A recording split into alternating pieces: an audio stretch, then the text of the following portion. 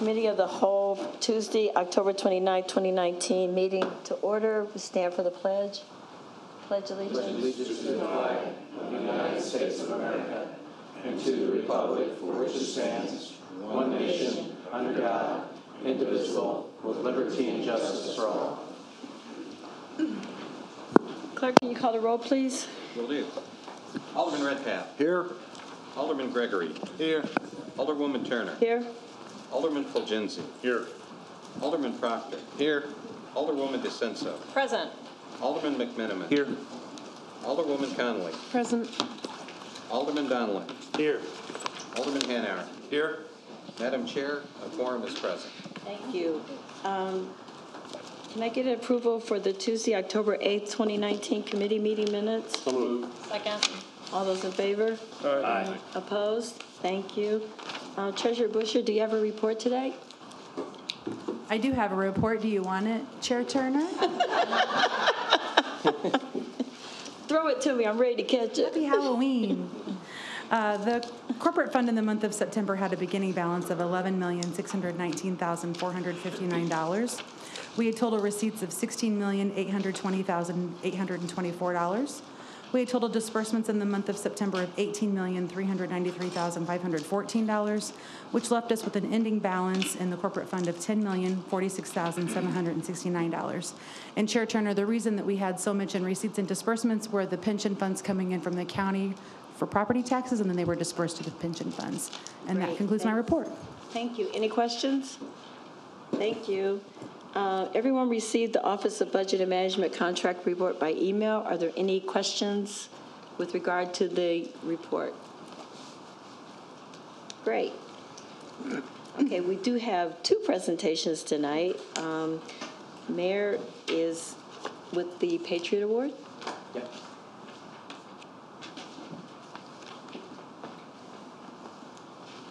I don't know if Doug would like to come up. Actually, it's special recognition for one of our supervisors, and it's on behalf of an individual that is a journeyman with CWLP, active military personnel, Trevor Daly. He nominated Jeff Doherty with regards to the Patriot Award, and it's for his support of our military personnel. And if you'd like to come forward, everybody involved, and make that presentation, that'd be great. Because it doesn't get any better for this with regards to an employer, but most importantly for the city of Springfield through city CWLP with regards to supporting our military men and women of our service. Thank you. Thank you. Appreciate it. My name is Randy Eastman. I'm the area chair for the Illinois ESGR, which is the employer support for Guard and Reserve members. I'm here in that role tonight to present Jeff Doherty with the Patriotic Employer Support Award. So Jeff, I have this for you. Now Jeff is not only the supervisor of one, but he's got three Guard and Reserve members that work for him. So he's really doing a lot of extra duty in order to make that work when we have folks deployed. So Chief Daly today is currently deployed in Afghanistan. He'll be back sometime next year, but they're picking up the slack and making it work. And you got Sergeant Drennan here to stand in for Chief Daly, and then Lieutenant Colonel Lauren Easter with the ESGR as well. So thank you very much. Thank you.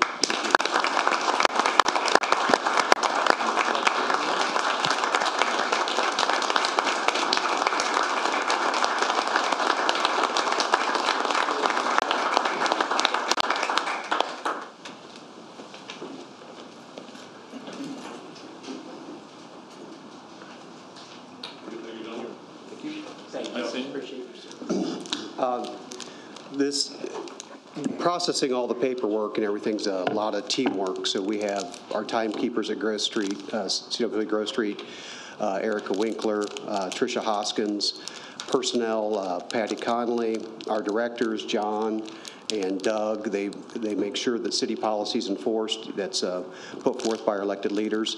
And the inconvenience we have for employees being deployed is small compared to the hardships that their families face when they're deployed to the most dangerous parts of the world. So it's good that the city of Springfield's a good employer, good supporter for the service. I've had many family members serve in the armed forces, so it's one less worry they have when they're gone, that they get their pay, that they know that they are coming back to their job. So that's really all I have to say.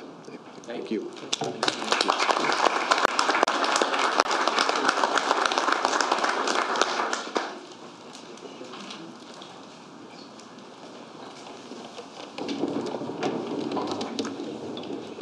Next, we'd like to call up Todd Williams. Todd is with Scott Madden. They're actually helping us with the decommissioning process related to the IRP, and I asked him, he was in town today, so since it coincided with the committee as a whole meeting, we thought it'd be good for him to do an introduction, give background, and talk about the process a little bit.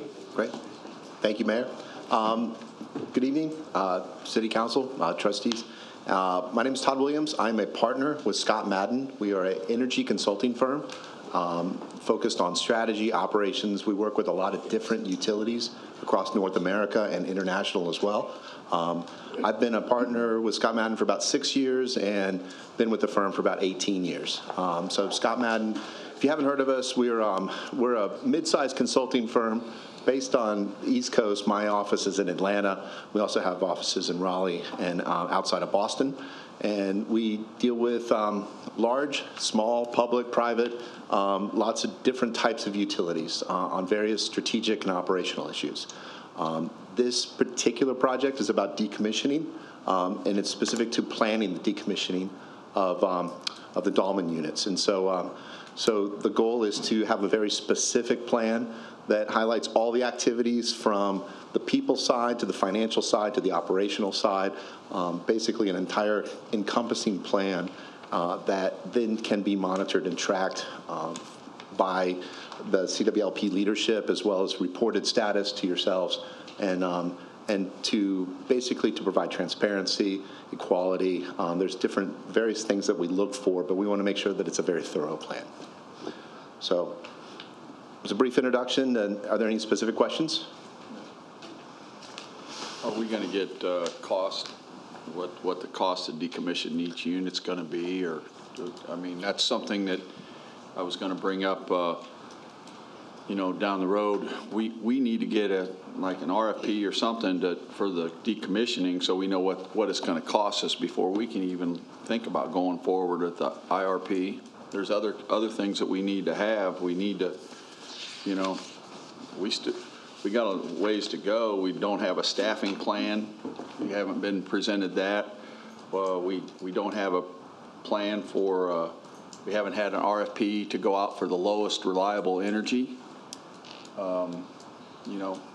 I just, I don't know what the latest is on the IRP, and this doesn't, I'm just throwing these out there because what I don't want to see happen is I don't want to see it come to us at the last minute and us be expected to vote on something that we don't have data for. And just because TEA, which, as everybody knows, I still say TEA was conflicted on this whole deal. I don't want to get caught where we're forced to make a decision because of a timing issue. So I think that Alderman Hanauer raises a lot of very good questions, and I haven't seen a contract or anything, so can you just give us an idea of what your scope of work is as it relates to some of the things that Alderman Hanauer specifically mentioned? So the scope of this particular piece of work is really just a high-level plan. So we've been meeting with various functional subject matter experts across CWLP as well as the city to talk about the different aspects of decommissioning that we've seen through our experience of other generation units being retired. So we have not been asked to look at financials specifically. We are touching on the staffing plan, but it's essentially a high-level plan to outline all of the things that have to happen to support decommissioning. So it's essentially a plan that's focused on functional, specific activities. So your firm, I'm sorry. Yeah, I was the one that asked the question. So how long? When did you begin your work, and when did you expect it to conclude? We had initial meetings about 2 weeks ago, and then we came back today to have some follow-up. And so we have not yet defined a specific schedule. We're still basically it's not a long schedule, but we expect it to be our primary. This focus of work would essentially be finished in about 2 to 3 weeks. And then you'll prepare. So I guess I'm still need some clarity about what your report will include, what the detail of your report will be. It will be a decommissioning plan at a high level that looks at functional areas. For example, for the HR specific functional area, what are the specific areas that need to be addressed in terms of staffing, from organizational design to what the packages offered to impacted employees are, what the options for impacted employees are. And so we'll look at each one of these individual components and inventory those components. And for each one that need to go into a decommissioning plan, who would own the design of that specific plan and what date would that plan be prepared? And so we would do it for HR, IT, supply chain, operations, maintenance, engineering, all the different disciplines and functional areas. And so then someone who is with knowledge and experience in each of those disciplines would then take your basic outline and then put together a detailed plan to address each one of those areas. That is correct. So you would basically be putting together an outline. That is correct. And that's why I call it a high-level plan. Mm-hmm. And to be fair, though, we are working with CWLP as well as others from the city because, for example, some of the terminology I use might not be CWLP terminology. Some of the things that I've seen other utilities do or commission on behalf of their decommissioning plans might not be applicable here. So it needs to be tailored specifically to CWLP. So that's what we're working here this week and initial discussions with. Alderman Hanauer? Yeah, thank you. So will there be RFPs going out for like a company to come in and decommission the plants, or is that the plan, or are we going to have our own staff do it? Or, I mean, I would assume they got groups that actually come in and know how to do all that, and I guess that's, or is it? We'll find out later. There we go. It's a fair question. There are companies that will come in and decommission your units. You could do a lot of the work yourselves as well. So I've not the specifics about the mechanics of decommissioning specific units have not been. We have not gotten to that point. It's just what is the high-level, top-level deliverables within each of the organizations is where we're currently discussing. Alderman Redpath? Does your company have any affiliations with anybody connected to the utility or any contractors affiliated with the utility? No, sir. We do not. Okay. And you're out of Atlanta, correct? Correct. Okay.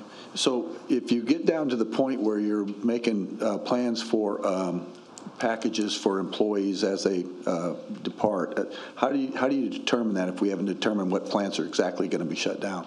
So we would not necessarily do that particular work.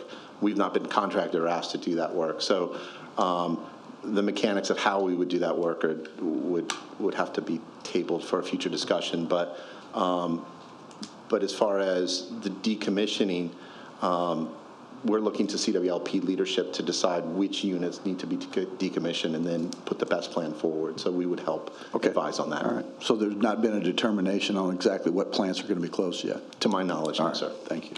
Alderman Conley? That was essentially my question. But I'm wondering, how much does your plan change if there are 2 units being decommissioned or 3?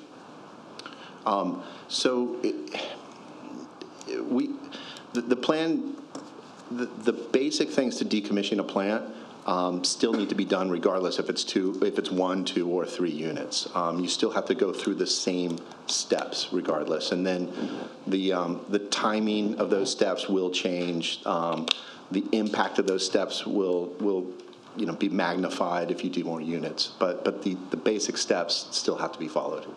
So would your plan that we're going to get in 2 to 3 weeks, will that encompass, should you do 2, these are your steps. If we do 3, these are your steps, or? That is currently the design. Thank you. Alderman Dowling? Thank you, Madam Chair. Will there be I guess my question is Corporation Counsel, will there be an ordinance formally engaging Scott Madden?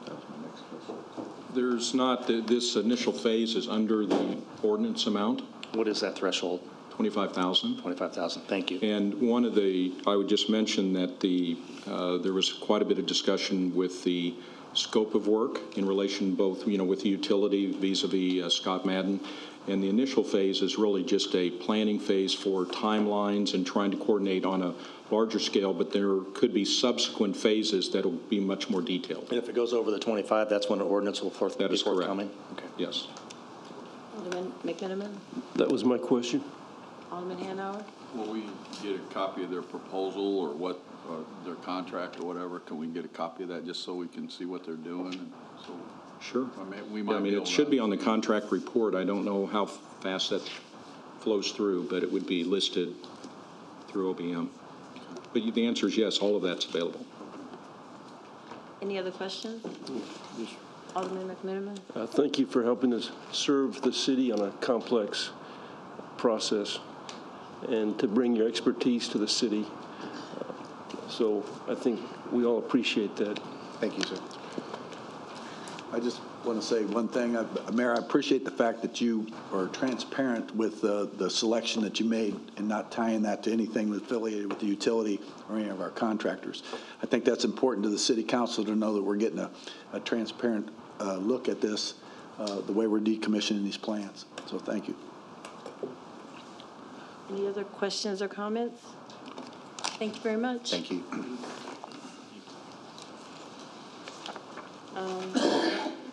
Doug Brown has the CWOP second quarter financial report.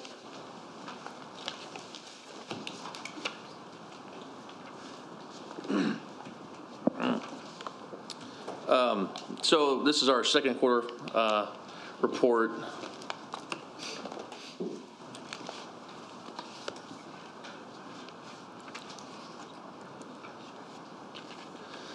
So for our cash position here, we have $36.4 million in cash in the electric fund, 74 days of cash on hand. The way we calculate it, Moody's, we have 99 days of cash on hand. And then the cash on hand by month for the last 3 fiscal years.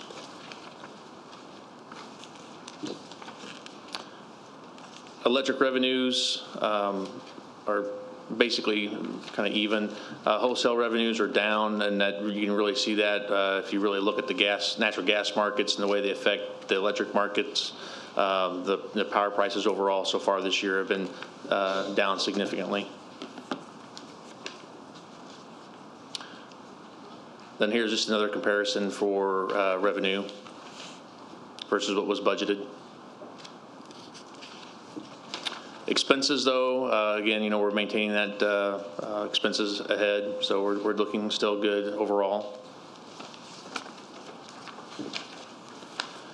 And then our expenses compared to the actual budget per month.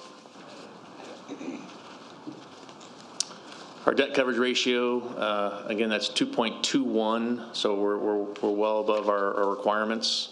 And even if you include that debt service, we're still doing well with including the pilot. Again, then here's our debt coverage ratio by month over the last 3 fiscals in comparison to see how it's trending. And then the environmental regulatory initiatives and rebate fund, the EIRF, you can see there that we have, I can't read that, about $19.1 million right now at the end of August. So for water, our cash position, $7 million. We have basically 110 days on cash, and then Moody's is actually 100. Here again, cash per month over the last 3 fiscals. Water revenues and expenses are doing well. I mean, revenues have been pretty flat, but we're keeping our expenses down below budget. The water fund revenue here, comparison for the last 2 fiscals compared to budget per month is for trending. Same thing with expenses. And then debt coverage ratio. Again, we're doing well as well. And the coverage ratio for the last 3 fiscals. Labor costs on both the water fund and electric fund are under budget right now.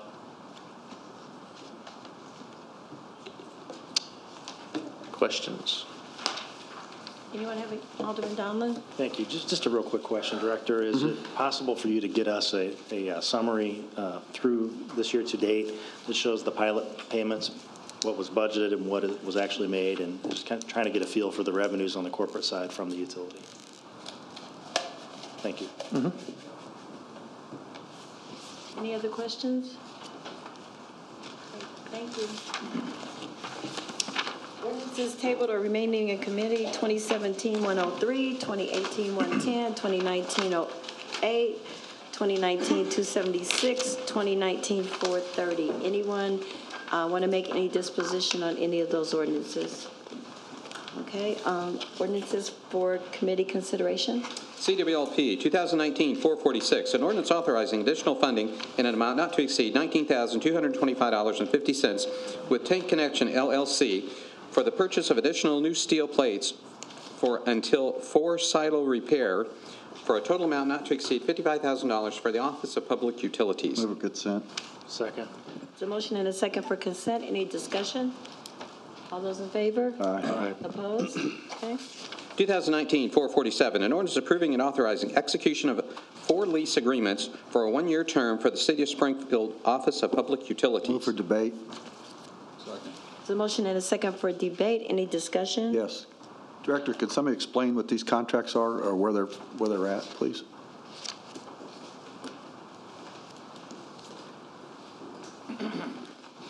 There are lease agreements for residential properties at Hunter Lake that we own. Oh, okay. I thought they were commercial. You want to take it off debate? Yeah, I'll take it off debate if that's okay, Chairman. Good job. I'll second that. Chuck has now made a motion for consent. Second. And there's a second. Any discussion? All those in favor? Aye. Opposed? Okay. Public Safety 2019-448, an ordinance authorizing a supplemental appropriation in an amount of $1,347,000 for the Springfield Fire Department. Is that 1,000? I'm sorry. $1,347. The chief was shaking his head yes. The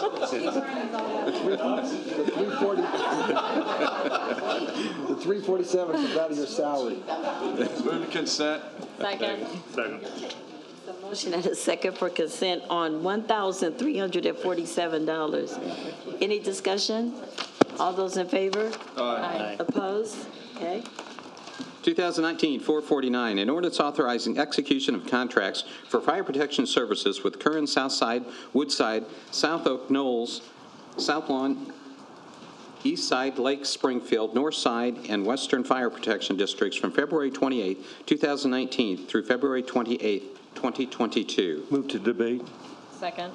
The motion and a second for debate. Discussion. Alderman Conley? I just have a quick question. Chief, these would be areas that would be covered under our agreement for the vehicle extraction? Correct. Okay, that's all I wanted to know. Okay. Sorry to Chief. make you get up. Nice try. So I'm going to ask for something that I asked your predecessor 7 years ago and again 6 years ago, and he was never able to come up with the numbers, and I hope maybe you can, but it'd be helpful to know what the per capita cost is for fire services that we deliver to the populations in these fire districts as compared to the per capita cost for our city employees. So if you were to take the whole population of the entire area, Springfield plus these, how many districts do we have in this ordinance? 9. 9. And then you divide the total cost of fire services for a single budget year by that population, you come up with a per capita amount per each individual in the total area. And you can go back and see what this discussion is about, you know, on the video or whatever. And then what we want to do is then you take the population in the protection area and you see what the money is that we get from each protection area, and you divide that by the population of that area. We can talk about it offline if you want, but I just hope you can come up with some per capita cost numbers. What I'd like to see is just how much, in effect, does the cost of delivering fire protection to our own residents of Springfield cost as compared to the delivery of fire protection to those in the fire protection districts, to get some relative comparisons. Okay. Mayor Langfelder? Yeah, actually, I did have a meeting with Governor Pritzker on Friday, and then also local legislators about the pension reform, and that's one of the items we brought up is what it costs us to coverage outside areas. And so that's what, I don't think that formula has been changed in quite some time, so we want them to take a look at that so we can recoup our true costs of providing that service to those areas. Yeah, many fire districts, and I came from a fire district before I was here, are they're capped on how much they can increase per year. And by my understanding, they allot the max for each of these districts and then just pass that money to us. Right. Yeah, I'm absolutely. I'm agreeing with you, I think. And Mayor, thank you. That's where I was going with my line of questioning. We need some data to support the legislation that the Municipal League and others will want to present to the legislature so that we can properly share the burden of fire protection with everyone. The difficulty, it'll be easy to come up with how many calls we run to Curran. That's very easy. But that also includes motor vehicle accidents, which could be a Springfield resident in the city of Curran or in the district of Curran at the time that occurs. Breaking that down will be impossible. Yeah, that's not what we're asking for, just okay. a per capita cost. Yep. By population. Understood. Alderman Donlin? Yeah, thank you. I think it's a fair point because as you outlined, Chief, a number of these districts are indeed levying the max. My understanding is there is a mechanism in the statute if they are levying the max, and we all know that our costs go up just because it's the nature of the business. And if they're levying at the max and the assessed valuation in those areas aren't growing at a significant rate, then as I think what you're trying to allude to, Alderman, is the cost and the revenues haven't stayed neck and neck. And what I'm getting at is there's a mechanism in the statute to go above the rate in those areas outside the city of Springfield, and I've not heard of one time where that's been pursued by one of these districts. Yeah, I'm not aware either. Alderman Redpath? That was a follow-up. Alderman Donlin hit the point I was getting to, but we got to the point where there's a max, and if we can't go above the max, we're not going to cut the districts off anyway, are we? That would not be my desire. Well, no. I mean, there's got to be a mechanism to try to recover the cost, like Alderman McMenamin was trying to allude to, that it's obviously it's more expensive than what we're getting paid, and we need to figure that out because it's got to be, we got to try to recover our costs, but we got to also maintain a neighborly, effective use of our fire service to help. And some of it is district specific. Curran, for example, I mean, there's 100 calls a year, maybe. I mean, that's right off the top of my head. That's what I would guess. So, when you break that down per call cost, they're probably up there. Alderman Hanauer? Thank you, Madam Chair. Is one of these dealing with Leland Grove? Do you know, is any of these fire protection districts Leland Grove? Corporate Counsel, by chance? I don't believe so, no.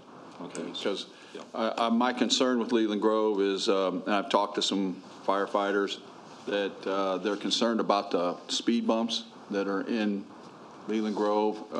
I've heard that they can tear up our trucks. Absolutely. If They're speed humps. Whatever they are, if you don't see them or they're rushing to a call, that's the last thing we need is one of our $1 million fire trucks to get damaged because of these. So I would ask that when you do sit down with them that we have a conversation about those because we certainly don't want to get in a situation where our trucks are getting damaged. Could you explain, I mean, I appreciate you bringing that up, if I can, Chair. Could you explain, just so everybody hears this, because we get asked about it all the time from our own constituents, about why we can't have speed humps in the city of Springfield. Well, why is it bad? So, yeah, I mean, it's bad because it does tear up our apparatus. And I think Public Works would say the same thing about their, maybe not in Leland Grove in this case, because they're not going through their plowing snow, but they have the same issues. And it also slows us down. It slows us down and it tears up our apparatus. So I'm not really worried about the driver engineer at Engine 9. She knows where those things are. They know that they're coming. But in the summer months when vacations are peaked and you have people that are driving apparatus that they're not used to in areas they're not used to, that's where we see a lot of those problems. Okay, anyone else? We have a motion and a second. All in favor? Aye. Opposed? Okay. 2019-450, an ordinance authorizing acceptance and execution of the 2020 Burn Justice Assistance Grant, number 2019-DJ-BX-0436 from the U.S. Department of Justice, Bureau of Justice Assistance in an amount of $105,540 and authorizing a supplemental appropriation in the grant funds for the Springfield Police Department. Second. The motion and a second for consent. Discussion. I have a question.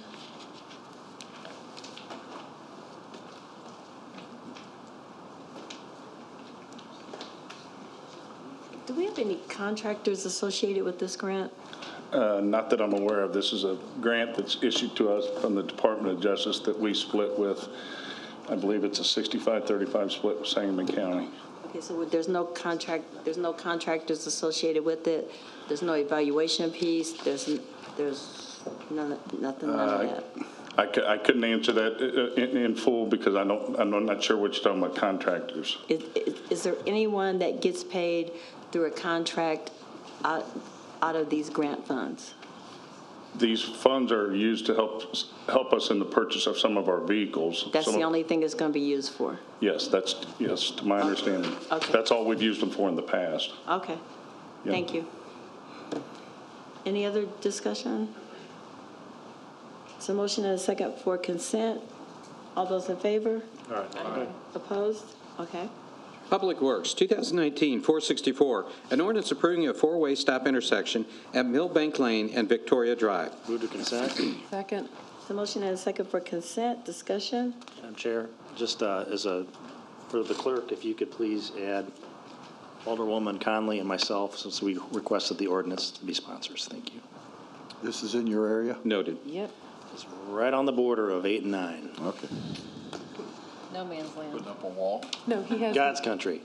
He has the north side, I have the south side, and they did request a speed hump, by the way. They all do. Your alderman at work for you.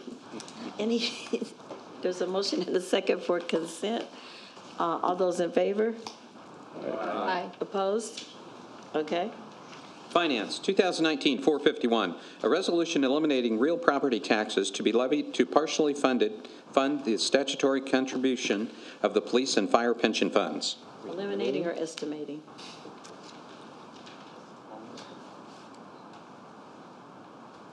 Estimating. Say that, Pete. Again, a resolution estimating real property taxes to be levied to partially fund the statutory contribution of the police and fire pension funds. Guys got guns back there. Move to debate. Second. Did someone make a motion? To debate. To debate? And there was a second. There's a motion and a second for debate. Discussion? Yes. Alderman Redpath? Is this just the distribution of these funds? There's no increase or anything like that tied to this? This is the resolution setting in motion the actual levy that will be discussed in December. Okay, so it's just the resolution. Okay, thank you. Alderman McMenamin. Could we have the dollar amount on the estimate? 23 million.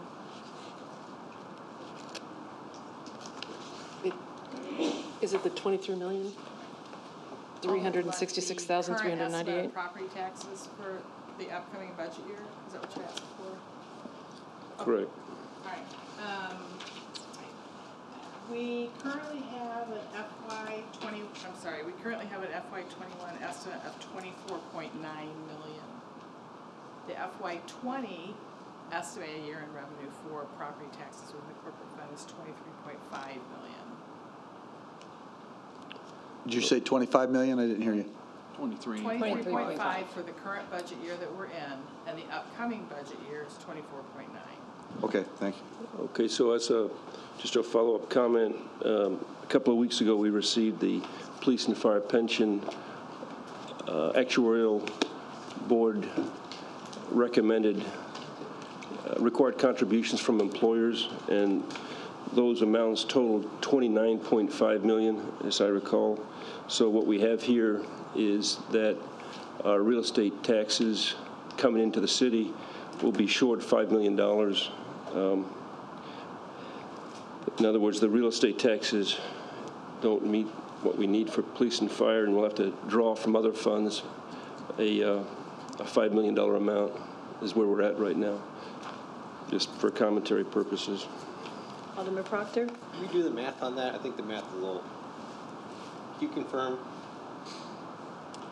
As of right now, the estimate for police and fire pension payments is going to be a $1.5 million shortfall in relationship to the property taxes. Last year, our shortfall, or currently the year that we're in, is going to be a $480,000 shortfall, and then we've extended this out to a 20-year estimate. It's going to be $1,503,430 short, or another way to look at it is the property tax revenues coming into FY21 will fund 94% of the pension, or 6% short.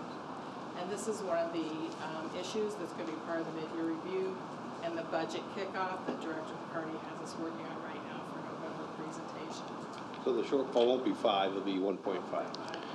Well, my recollection is with the actuarial reports we got for police and fire totaled $29.5 million. I might be wrong, but we can talk about it next week. So if it's 29.5, it's a $5 million shortfall. Okay. Thank you for the figures. So if I can't, so what is it? Yeah, what is it? 1.5 or? What's the truth? 5 million. I know what's the money. I got my actuarial reports at home, so I can confirm. Well, I think she's probably the expert, Alderman, if you want to try to listen to her. Go ahead. The estimated police and fire pension will be $1.5 million short of what we deposit as property tax. Hold the mic up, the Julie. corporate fund. Is it just? There you go. Okay, there you go. It's 1.5 million. I confirmed it with our revenue manager before I came here tonight. That's what our current estimate is. Thank you. Thank you. Okay. So we'll go with the 1.5 from the budget office. So there's a motion and a second for debate. All in favor? Aye. Opposed? Okay. 2019-452, an ordinance authorizing execution of a 2-year agreement with the payment in an amount not to exceed $206,500 to AT&T Corp. For the monthly POTS line charges and minute usage on existing Centrex and POTS lines for the city of Springfield. Move to consent. There's a motion and a second for consent. Discussion? All those in favor? Aye. Opposed? Okay. 2019-453, an ordinance authorizing a second amendment to a service agreement with MedTrack Services, LLC, to provide pharmacy benefit manager services effective March 1st, 2019 through February 28th, 2025, for an amount not to exceed $40,264,883 for the Office of Human Resources. Move for consent. Right. The motion and a second for consent. Discussion? All those in favor? Aye. Opposed? Okay. 2019-454, an ordinance authorizing execution of a tentative collective bargaining agreement with the International Association of Machinists and Aerospace Workers, District Number 9, from October 1st, 2019 through September 30th, 2023. Move to consent. Second. The motion and a second for consent. Discussion? All those in favor? Aye. Opposed? 2019-455, an ordinance authorizing execution of a tentative collective bargaining agreement with the International Association of Machinists and Aerospace Workers, District Number 9, from October 1st, 2019 through September 30th, 2024. Move to consent. Second. Second. The motion and a second for consent. All those in favor? Aye. Opposed?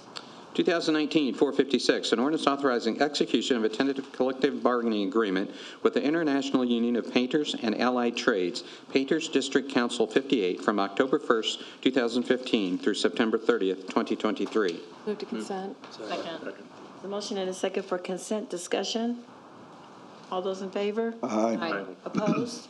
Okay. 2019-457, an ordinance authorizing Addendum B to redevelopment agreement with Boyd's New Generation, LLC, previously authorized by ordinance number 064-02-18 and amended by ordinance 462-11-18 for redevelopment assistance for the property located at 1831 South Grand Avenue East, utilizing Far East Side Tax Increment Finance Funds in an amount not to exceed $100,000 through the Office of Planning and Economic Development. Move to consent. Second. The motion and a second for consent. Discussion? All those in favor? Aye. Opposed? Okay. 2019-458, an ordinance authorizing execution of subrecipient agreement number 17-SR-0015 with the authorizing payment to Boys and Girls Clubs of Central Illinois for property located at 300 South 15th Street, utilizing Community Development Block Grant Funds in an amount not to exceed $135,030 through the Office of Planning and Economic Development. Second. The motion and a second. All those discussion? All those in favor? Aye. Opposed? Okay. 2019-459, an ordinance authorizing execution of a subrecipient agreement number 17-SR-0014 with an authorizing payment to Stripco Incorporated, DBA Structural Rubber Products, for property located at 2245 South 9th Street, utilizing Community Development Block Grant Funds in an amount not to exceed $175,000 through the Office of Planning and Economic Development. Move to consent. The motion and a second for consent. Discussion? All those in favor? Aye. Opposed? Okay. 2019-460, an ordinance authorizing execution of a grant agreement, CHDO number 17-01, with Growth International Incorporated for use of the city's home funds in an amount not to exceed $260,063 for rehabilitation of property located at 1009 North 4th Street through the Office of Planning and Economic Development. Motion for consent. Second. The motion and a second for consent. Any discussion? All those in favor? Aye. Opposed? Okay. General City Business, 2019-461, an ordinance approving the appointment of Darlene K. Linksweiler as Deputy City Clerk. Move to debate. Second. Motion and a second for debate. Any discussion? Alderman Hanauer? Yeah, Frank, on the packet that we sent out, I don't know if I think there was a mix-up, the wrong second sheet. There was no fiscal or anything. Okay. Can we make sure we have that by next week, please? Absolutely. Any other discussion? Yeah. All those in favor? Aye. Opposed? Okay. Any unfinished business? I have is the chief's not here tonight? Donnie is. You want me to wait for him to come back to ask my question? That's okay, I'll wait. Any other unfinished business? Thank you, Madam Chair. Langfelder? I just I went said Mayor across. Langfelder. Sorry. We did have the ribbon cutting for Fifth Street Renaissance, 9 units of apartments for veterans housing. That's in Ward 5. Alderman Proctor was part of that initial process. Val Yezel helped champion it through, but it's 9 units for veterans and veterans' families. So that was opened up. It's on 1520 North 7th, I believe. Reuse of a Benedictine property. Very nice. I believe, Mayor, those are for female vets, is that correct? Yes. Right. Oh, well, Deb Williams, she's actually the president of the board. You want to say anything, Deb? She's with CWLP.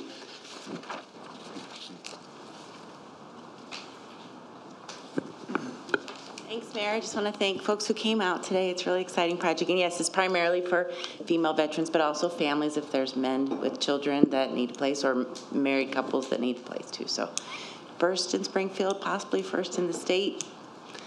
Nice work. It's a great thing. Thanks. Thank you. Thank you.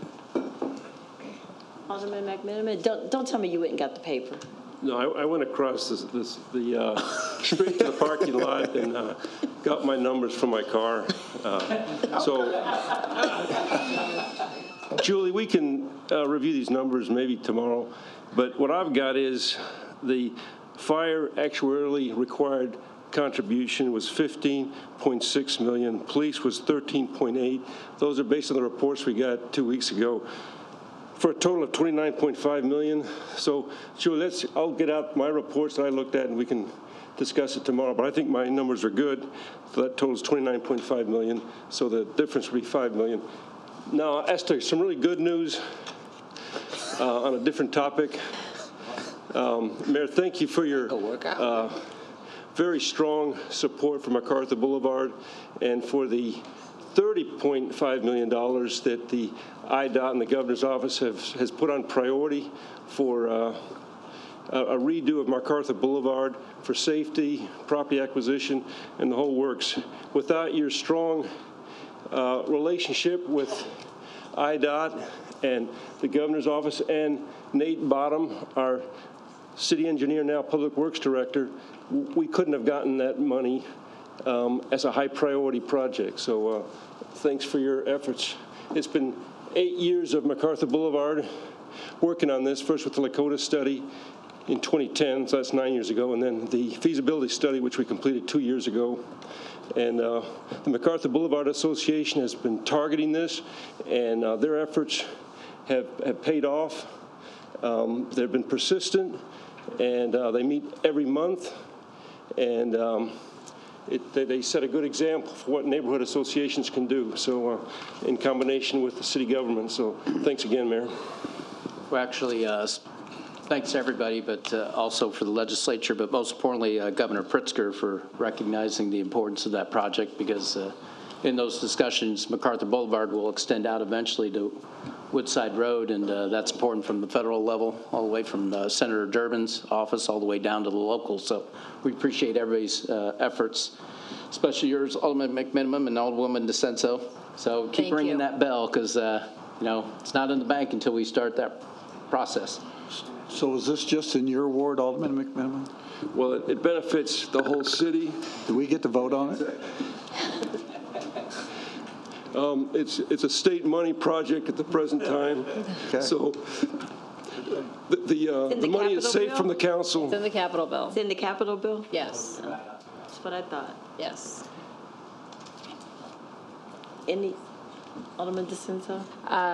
The first ward meeting was held last night with great success. Wards 5 and 6. Several of you here tonight were there, and it was a new format and very well received, and it was a packed room. So it was great. For anyone who hasn't been to a ward meeting, please get out there and see what's going on in the city and weigh in on what you'd like to see the city do. I'm sorry, Mayor, can you say that a little? There's also compliments on the alley work. Oh, that's interesting. It's going to be an interesting budget session this year, Mayor. I remember actually perfectly what the gentleman said. I'd like to thank, Alderman Kristen for her help.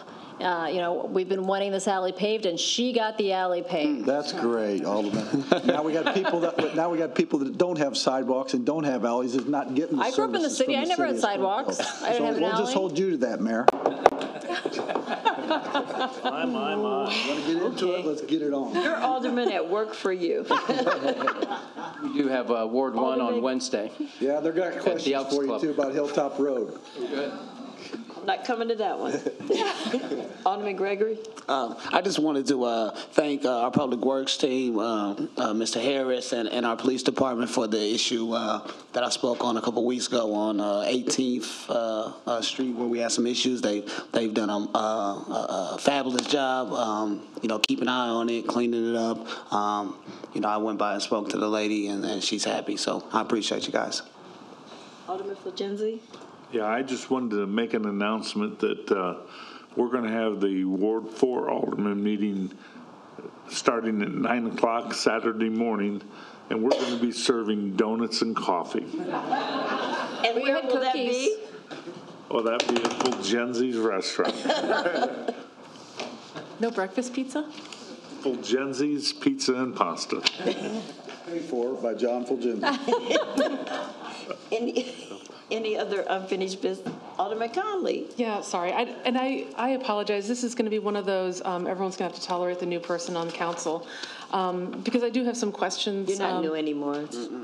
I'm not New West, but I'm new.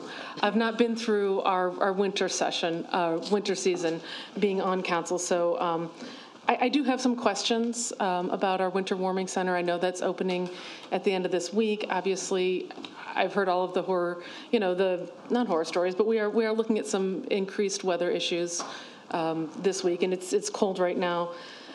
So if you can't, I've tried to write them down just to kind of keep everything straight in my head, but since we're now going to this winter warming center again, there was talk initially, Mayor, that you were going to have the city put sprinklers in that building. My understanding is that we don't have that. Right. We did a walkthrough. Chief Riney can explain the walkthrough process, but we created an entry or an exit door in the back that wasn't there and removed some bars from the windows, but if you'd want to go over the parameters with regards to the walkthrough. And so first of all, it was actually our Fire Marshal Ed Canny that did the majority of the work. So some of the things I may not be able to answer, I'd have to check with him. Well, I've got more questions. Don't even worry about that. Okay, he has the expertise and, how the building's laid out. And basically, it's just about, can you get people out of a building if there is a fire? And we increased the number of exits so that can happen. We had, as the mayor said, take bars off the windows, and then we're doing staff training. So if somebody is alert and awake in the building, that's always the best case scenario. Because even if a sprinkler is on the ceiling, the fire has to grow to get to that point. So somebody that is awake and alert in the building who is trained can tend to that if there's a fire. They should discover it in the very early stages. And that actually kind of segues into my next question. Who's going to be staffing this? Yeah, Juan Huerta can come up, and they're going through the interview process, and actually they're having training tomorrow, I believe. Thank you, Mayor. First of all, anybody that wants to see the Winter Warming Center, please let me know, and I can give you a tour. We're going to do a training tomorrow with the police department, fire department, the public health, and memorial behavior, mental. So like the mayor said, we're in the process of staffing the shelter. I'm sorry, what kind of training is that? The fire department will be training the employees on how to evacuate the buildings. They're going to go over the building, the exits, just how to evacuate if something happened. The police is going to be training the employees on, how to handle situations, those type of things. What would it take to call 911, those type of things. So, from the police training, are we going to have, are our intake staff going to be looking for weapons? Are they going to be? Oh, yeah. The police. So our police department is training our intake staff to do that. The police is going to do the same training that they did the last 2 years. So nothing had changed.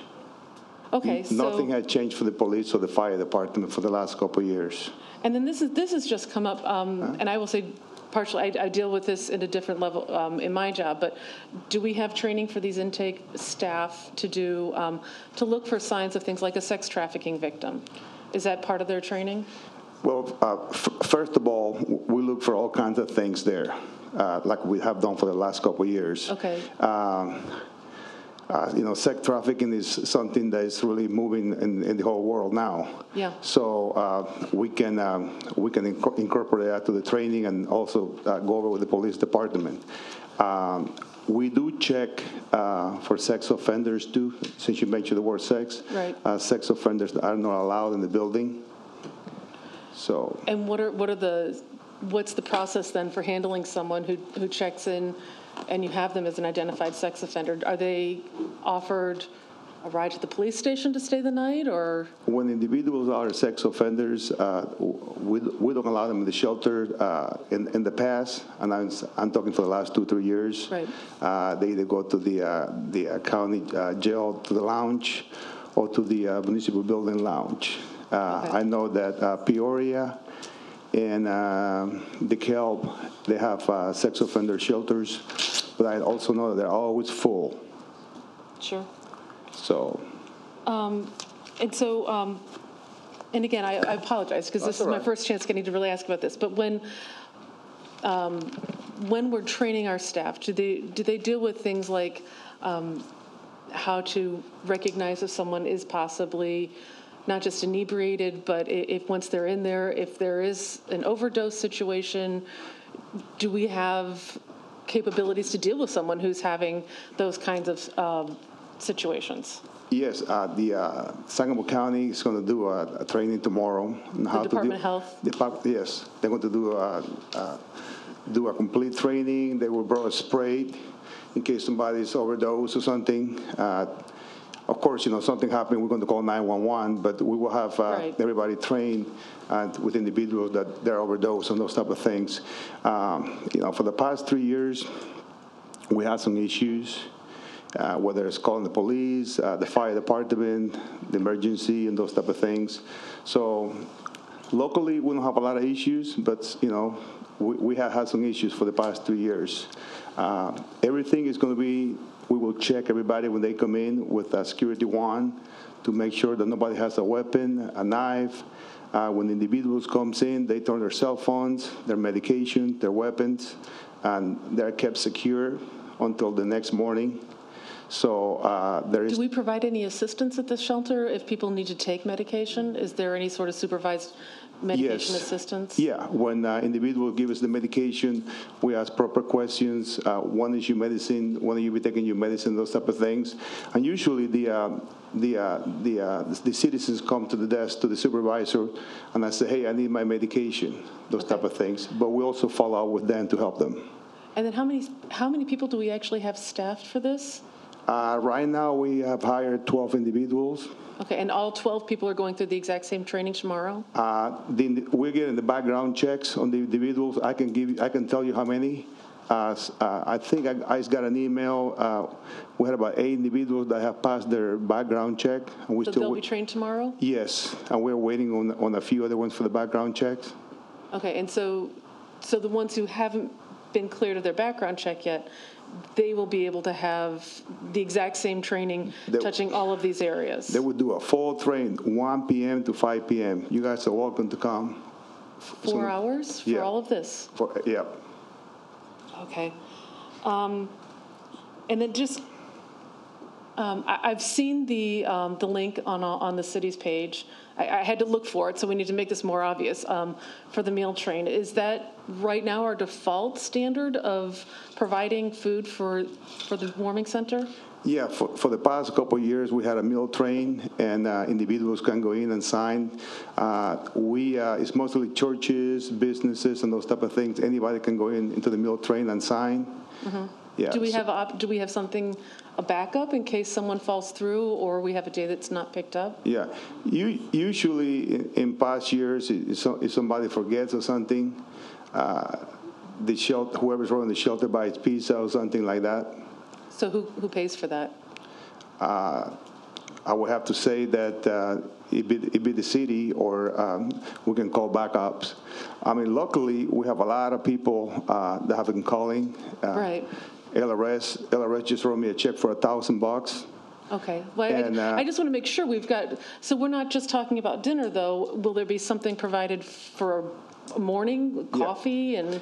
Yeah, in past years, we provide a meal at night, and of course, you know, there's fruits, there's water, different things that we have leftovers that we usually leave on the table for us, the citizens to take in the morning. Yeah. Okay. Yeah. And then, and Juan, you probably aren't the person to answer this. I've just a couple of other questions. Obviously, we're inviting people into city property. Does the city have liability insurance on this? We're self-insured. Yeah. So do we have a separate policy that covers? For the last 3 years, we've been self-insured. So regardless what agency we deal with, we're self-insured. Okay. And then, and I'm only asking this because we've dealt with zoning and homeless shelters. Is this shelter then zoned the same way that we changed the other property on 9th? My understanding that this building on 1015 East Madison is zoned for that. It is zoned for that? Yeah, we have used it for the last 2 years, so. Yeah, that used to be Helping Hands' old location before they moved to the current one. Okay, thank you, and I appreciate that. I wanted to get this clear because obviously I'm concerned about the people who are on the streets right now. Yeah. That's an issue. Fire safety is something that always comes to mind. I mean, I've seen what a not put out cigarette can do. It's obvious, and I want to make sure that our staff and our community who's making use of this facility, that everyone's safe. Yeah, I mean, I would recommend for each of you to stop by and see the shelter. I mean, I don't want to tell you everything that we've done to the building. I mean, I really wish if you come and see it. That way, when somebody calls you, either it's good or bad, you can make your own assessment. But I do want to say thank you to the Lowe's Corporation. They gave us free new carpet for the whole building, new paints, new doors, new ceilings. The place looks great. And how many beds do we have available? The fire department is going to go by tomorrow, since we did a lot of improvements. But last year it was between 54 and 60. But I can send you guys the letter. I'm going to get a letter from the fire department, just like a restaurant or wherever you go. It tells you how many people you can go in. I can forward you guys the letter from the fire department. So are we requesting an increase, Chief? I believe the number based on the increased exits, and I might be wrong, but I believe it's 62. I'm sorry, 62 or 60 also? 62. Okay, so an increase of just 2 beds. Yes, and then one thing I just sent Mr. Griffin an email to forward to all of you guys with what the fire department, the evacuation plan, the layout of the building and everything. So that might help answer some of your questions. Yeah, thank you. And I just wanted to make sure that we have, because I've not been in this position before. Obviously, still have concerns. But thank you. And I appreciate all the work you're doing in this. I certainly appreciate all the citizens. I've checked out the meal train. I appreciate everyone who's signed up thus far. I should probably point out you have to go to the drop-down menu to get to the meal train. It'd be nice if that would pop up more prominently on our page. With the pop-up right automatically. Yep. Right there. Yep. Yeah. It would be nice if it was one of our featured items. So. But yeah, the community has been very nice and helpful to the shelter. I know Alderman Turner called me the other day. She has somebody that called her about some maybe jackets or blankets. So we still got to talk about getting those. So thank you for calling me. Yep, she got the information there. So, and if anybody wants to donate supplies, toilet paper, paper towels, let me know. But I would really appreciate if you guys come by so you guys can see the place. Okay, and that actually leads to one more question that was brought up, because I had people ask me if they'd like to donate bedding and supplies like that. What size bedding do you? Is it all twin? Beddings, we don't take donations because St. John's Hospital bring us clean sheets and. Okay, so you get clean sheets every day? Yeah, we get clean sheets, and that's a good point. They bring us clean sheets and blankets once a week. Okay. So we don't want to bring all the things from the outside because of bed bugs and those type of things. I hear you on that. So we want to keep everything clean and the same process. And are there shower facilities? There is no showers there. Individuals so when just restrooms? Yeah. We don't have a kitchen there. It's very, safe wise. We're trying to keep it very minimal with different things. So. Is there a microwave? There's no microwave there. When the individuals bring food at night, the meals already come cooked. Okay. So they serve the meal. If we have leftovers, we let the individual have second chance, and then at the end of the day, to keep the place clean, we take everything to the garbage at the end of the day. Okay. Thank you very much. Oh, you're welcome. If you have any other questions, just email it to me, and I'll be happy to, No, and I am planning. I will come by. Yeah. I've been by in the past Yeah. just to drop off coats and hats. But I'll be over there helping. If you guys have any questions, I'm the person to contact, whether it's good or bad. You don't have to go to anybody else but me. Okay, thank you very much. Walkthroughs tomorrow at 10:30. Yeah, 10:30 we're doing a walkthrough if anybody wants to come. And then if you want to come after work or in your lunch hour, let me know. I'll be happy to show you. Thank you very much. Thanks, Juan. Excellent preparation and answers. Thank you. Deputy Mayor Drew? I got a question for Juan. I'm sorry. Okay. I did too. The 12 people, I'm sorry, Bonnie, but is there the 12 people that you're employing, are they city employees? I think one person is city employee. So who's paying for them if they're employed? They're volunteers or they're employees? Well, we're going to be working with another agency, so the city won't be paying the city. Because some of the fundings come from economic development from the CDBG, Mayor. CDBG. Yes. But they're not city employees? Right. Right. Okay, thank you. Yeah. Alderman DeCenso? I was going to talk about something else, so I'll wait. Okay, Alderman Donovan? Yeah, well, thank you, Madam Chair. That was my question. If they're not, I just want to make sure I understand it completely because people are asking me. If they're not city employees, somebody has to employ them. Who are the employees of? I don't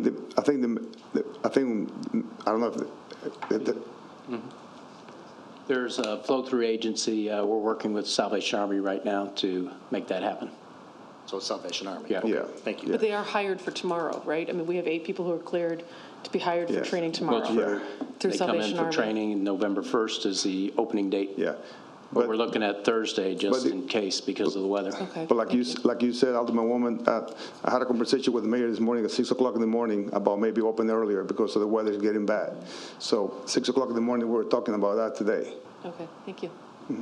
Okay, any other alder person have any questions for Juan with regard to the Welcoming Center? Thanks, Juan. Thank you very much. The only thing I will add is if you'll look on the city website up in the upper right-hand corner, you'll see a little red heart. That is the meal train, and you can probably get it through the drop-down, but it's right there on the very front. It says meal train. It says, yes, it does. We kind of put it up there so it would, our Director of Communications put it up there so it'd be right front and center. But thank you, Chair Turner.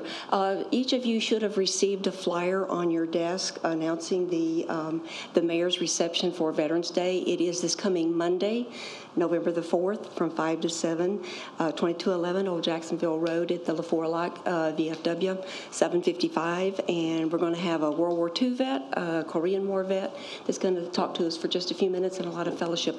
It's a lot of fun, so we'd like to see you come out and join us. Thank you, Bonnie. Okay. Any other? So I guess I would just say kudos to Juan and his staff for pulling together the Winter Warming Center. It seems like they've done a really good job, but I think that it's good for this year as a good word, stopgap, but I think we do need to start working now on something that's a little bit more permanent, that has, more amenities and would be able to house perhaps more people and I think we also need to have, make sure that we have a greater coordination and collaboration with those entities in our community that provide ancillary services to individuals that may be coming into the Winter Warming Center. Yeah, something like that, Center for Health and Housing.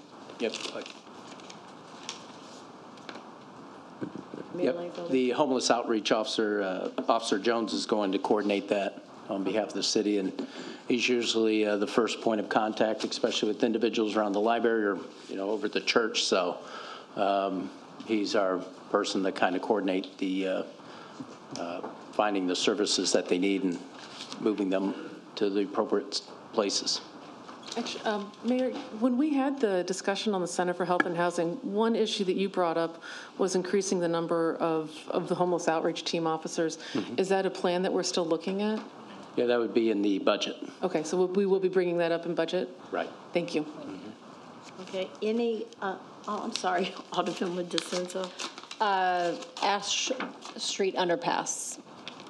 So I've heard that there's not going to be a ribbon cutting on Friday. But you can go But we're opening it. But it'll be open. Yes. Right. But it is unfortunate because there's been so much work that's gone into that, and that area of town doesn't get a lot of attention. So I am a little disappointed that we're not doing a ribbon cutting. I am too. Unfortunately, as other individuals, we didn't want to slight anybody of our funding partners, and so they said we may reschedule something at a later date, but we don't want to keep the traffic waiting. So no, we don't. We could just go cut a ribbon on our own. Yeah, it's not as fun. Any other unfinished business? So that will be open Friday. Yes, Friday. And then they start on Laurel almost immediately. In beautiful Ward 6. I'm ready. Yes. Any new business? Scott Dahl. Good evening. I just want to mention that tomorrow night we'll be relighting the Sunrise Donut sign, 4:30. Doors open at 4:30. A sign company, their sign museum. The public is welcome. There'll be remarks and the lighting at 4:45. We promise to get you out of there by 5. We know we have a Ward 1 meeting tomorrow night, so we'll get you out before then. But really looking forward to it. It's been 20 years since the Sunrise sign has been lit, and we can't wait to relight it tomorrow night. Going to be at Ace? It's at the Ace Sign Museum, Ace Sign Company, I think that's 2nd Street. In beautiful Ward 6. Excuse me, 1st Street. And again, doors open at 4:30, remarks at 4:45. Oh, yes, and then we unveiled the city ornament. Return visit was the city ornament this year, so we have the Monument Lane return visit for one more summer, and maybe more. We'll see down the road, but we wanted to cast that in the ornament, and so we certainly want to thank the ALPLM, Silver Johnson Foundation, City of Springfield for making that happen. And St. Joseph's Home, anybody wants the ornament, they can purchase it at both locations, I believe. Yep, and the ALPLM, you can, in their gift shop, and you do not have to have a ticket to get into the gift shop, so you can go there and purchase an ornament. I believe it's $25. At the Lincoln Presidential Library and Museum, those that aren't familiar with the acronym. Excuse me, yeah, world of acronyms. And we do have, okay, thank you, I'm sorry. Thanks. And we do have an executive session. Yes, ma'am, please. Yes. I was told to do executive session. I'm just following orders. Is there anyone here, Alderman Chair, is there anyone here that needs to talk with us that would want to be able to go home, not knowing how long the executive session might go? When's your turn to chair? I'm just trying to be helpful. Oh, okay, thank you. Motion to adjourn for executive session. And the purpose is to discuss the status of contract negotiations.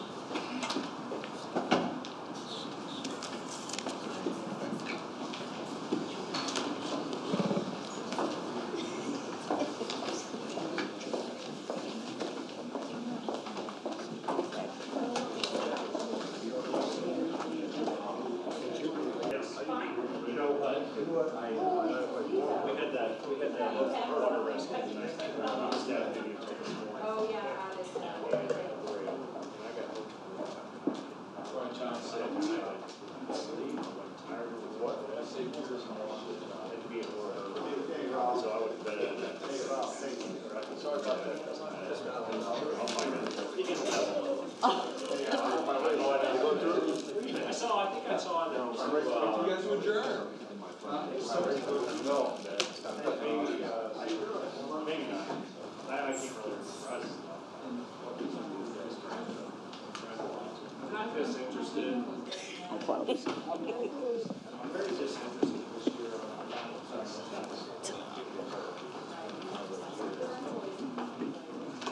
You know it too, don't you? You know it was, though, don't you? This.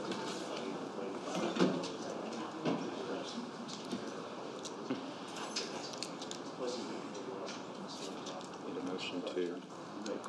Motion to, do we need to reconvene? We gotta reconvene. Motion to reconvene. Second. Make a motion. Is there a motion to adjourn? Do a public. Public speak. There's nobody here from the public. I think they left. Reggie's out of here. Somebody sign up? Nobody here from. Somebody signed up. She left. She left. Somebody signed up. Motion to They left? She left. Okay, just making She left- sure. No, but she left before the executive session. Aye. Did you get my email? Thank you, Chuckster.